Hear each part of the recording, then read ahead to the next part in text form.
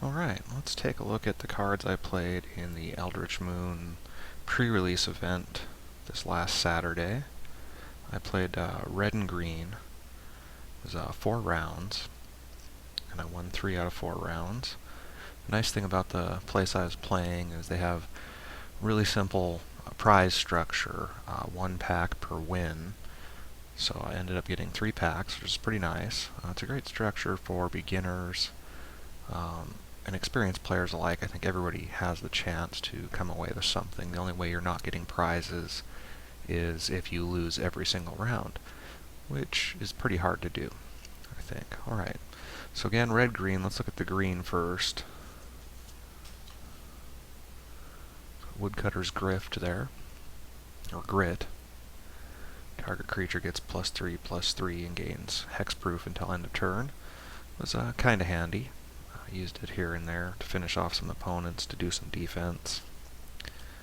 Wolfkin Bond, an enchant creature, +2/+2 for the enchanted creature. When you play this, you get a 2/2 green wolf token. Very handy to get that extra creature out. Rabid Bite. Simply just deal damage directly to a creature you don't control. Damage based on the power of a creature you do control. Very handy removal for green there. Byway Courier. When it dies, get a clue. Did play that a few times just to draw an extra card. It was kind of handy. Solitary Hunter. These werewolves and wolves in Shadows over Innistrad and Eldritch Moon are very handy. Both the events I've played so far ended up going red-green wolves primarily. So transform this guy if no spells were cast during the last turn. Okay. One of the pack, 5/6. Very handy, very handy.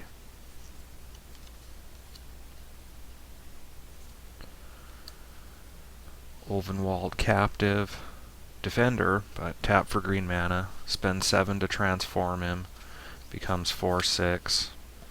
Tap for 2 colorless. Not bad at all, not bad.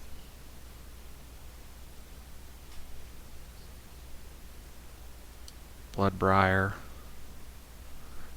Unfortunately, I wasn't in the habit of sacking anything during the pre-release event. I didn't have any cards that would allow me to sack. My opponents didn't play anything that forced me to sack, so did not get any +1/+1 counters on this guy. Swift Spinner was very handy in limited event, being able to just flash him into play to block any flyers if my opponents had flyers, or just to be able to block in general. Swift Spinner helped me win a whole lot. Somberwald Stag, very nice. Instant removal. Just cast it, have it fight something, have it fight a creature you don't control. Hopefully it's a low-powered creature with not too high toughness. Most of the time when I cast this, having it fight that target creature removed both of them. So my stag died, but a big nasty critter that was in my way got removed as well. It was very handy. And then Briarbridge Patrol.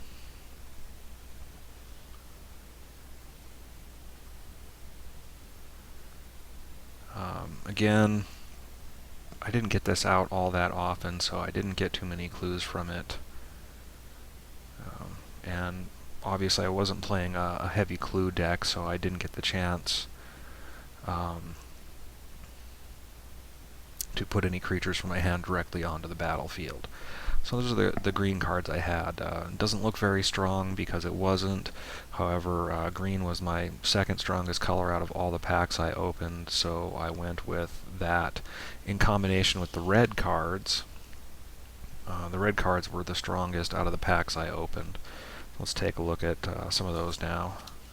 Senseless Rage, enchant creature, gets +2/+2. I was not playing a Madness deck, so I didn't get to play anything for the Madness cost, unfortunately. But giving a creature +2/+2 is very handy. Beefing up my little guys. Sanguinary Mage. Nice 1/3. Prowess. Whenever you cast a non-creature spell, gets +1/+1. Did not have that out very often when casting non-creature spells, so did not get too many counters on it. Bold Impaler. The Bold Impaler was very handy. Comes out on the first turn if it's in your starting hand for the 1 red. You start getting damage right away. Once you're up to 3 mana, if it attacks and gets through, you can pump it up as much as you want for 1 red and 2, get that +2/+0. These were very, very handy in all of my matches.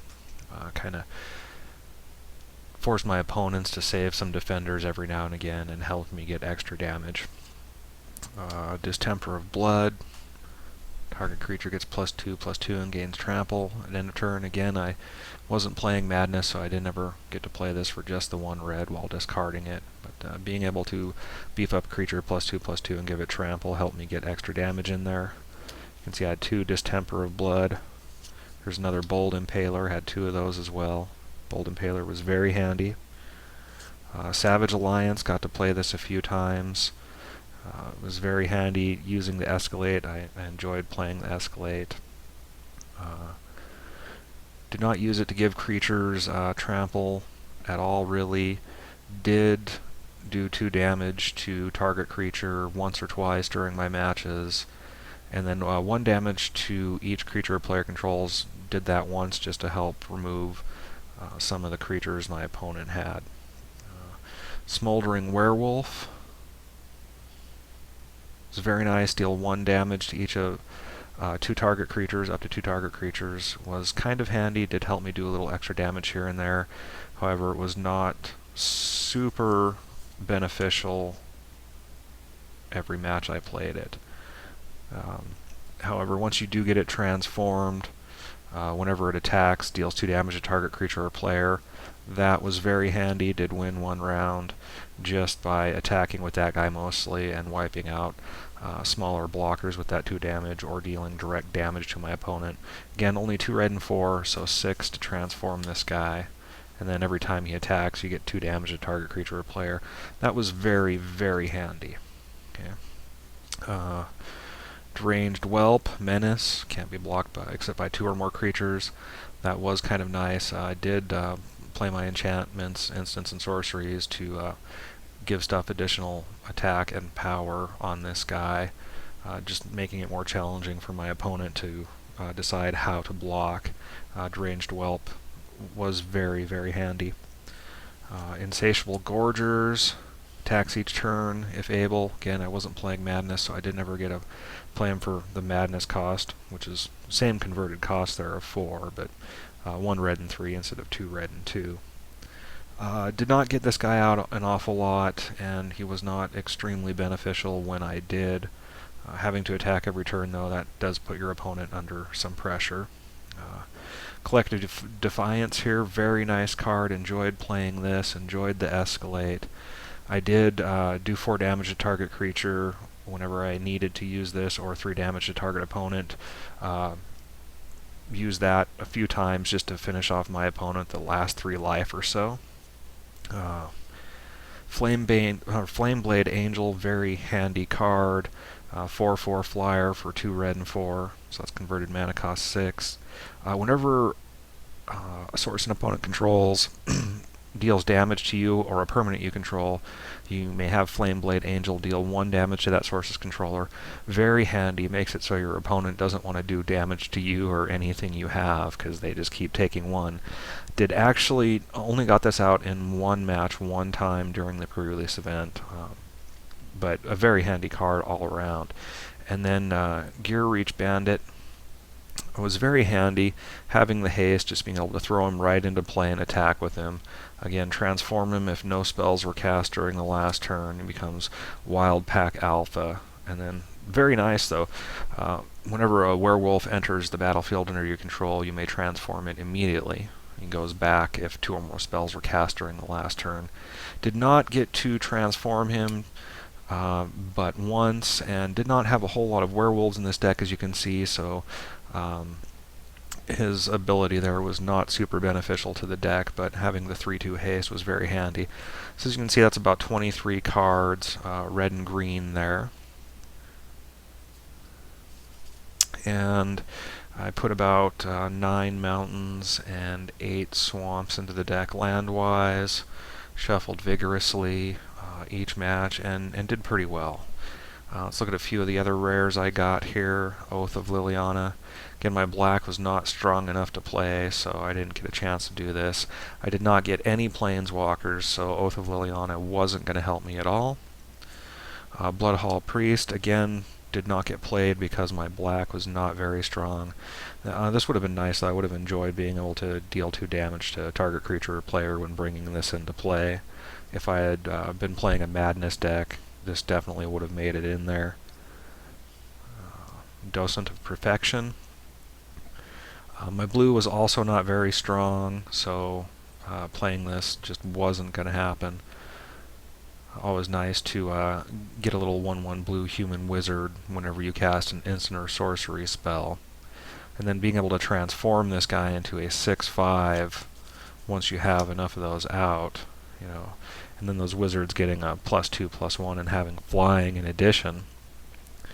Very nice, but again, I did not have the blue to be playing this guy. Unfortunately, if my blue was stronger, this guy would have made it into my deck. Another nice blue card I had, Imprisoned in the Moon. Just, I'm completely kind of, it's basically removal, you know, take a creature, land, or planeswalker basically out of play. You know, it becomes a permanent, colorless permanent that tap to add 1 colorless mana to your mana pool and loses all their card types and abilities. So very, very good, very strong removal. I did not have, you know, very strong blue, so it did not get played. And then Prized Amalgam. Again, I did not have strong blue or black, so this did not make it into the deck, nor, you know, to play with other zombies, unfortunately. So all in all, it was very fun.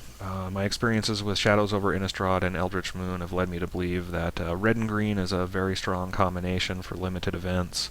I have also seen red and black do very well if you can get a nice Madness deck going. So keep that in mind. White and blue. Blue doesn't seem to be terribly strong. White, somewhat stronger, but that may change as I continue to play events. Here are the packs I won as prizes at the pre-release for the 3 rounds I did win. And if anybody would like to see me open these, mention that in the comments, and if we get a bunch of comments and subscribers, I might open 1 of these packs, maybe 2. Anyhow, thanks for watching. I'll see you next time.